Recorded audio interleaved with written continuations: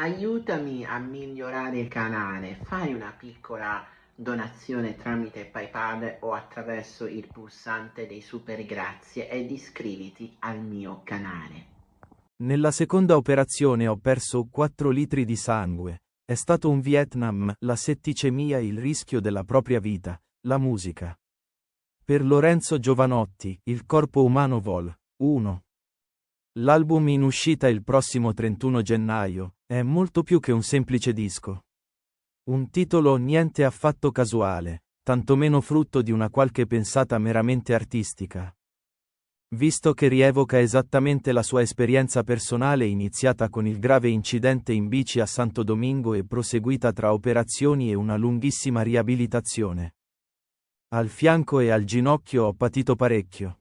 La clavicola rimarrà rotta, come nel kintsugi, tecnica giapponese in cui si lasciano le crepe sugli oggetti, anche se le mie non sono ricoperte d'oro. Ha raccontato il cantautore al Corriere della Sera. Le canzoni sono arrivate come una lunga rincorsa per trovare le idee e i testi, è stato come tenere un diario emotivo. E poi una volta in studio i pezzi sono nati col metodo americano. Se una canzone non viene in 6 ore si va oltre, ha spiegato poi Iova. Molto segnato dalle conseguenze di un infortunio che hanno influito anche sulla sua identità artistica, da sempre caratterizzata anche dalle performance fisiche. Ho investito tutto nella mia vitalità, anche un po' ostentata. Il linguaggio del corpo era la mia lingua. Ho dovuto letteralmente reimparare a camminare. Si comincia gattonando. Devi reimpostare il sistema neurale.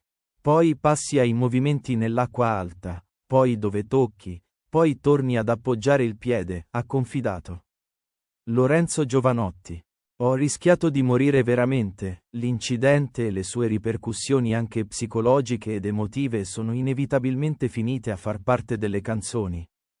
In Fuori onda, singolo che gira in radio. Dice: quel giorno in ambulanza ho capito che si muore, frase che Iova ha commentato ricordando quei momenti e il pensiero di aver seriamente potuto perdere la vita a causa della setticemia. Malattia potenzialmente letale che si verifica in presenza di una risposta immunitaria verso un'infezione batterica. Ero sull'ambulanza con la gamba storta, i medici pronti per la rianimazione. Più avanti ho capito che ho rischiato di morire veramente. Di setticemia. In sala operatoria ho preso un batterio che ha complicato tutto. Si stava rosicchiando l'osso e per questo avevo la gamba più corta, ha affermato. Lo hanno scoperto a Milano i medici dell'Humanitas. Nella seconda operazione ho perso 4 litri di sangue. È stato un Vietnam. Uno pensa che la morte accada solo agli altri. Non ci pensi a quella cosa, è un dispositivo evolutivo. Quando si è aperto quel varco verso l'aldilà non dico che ho visto la luce.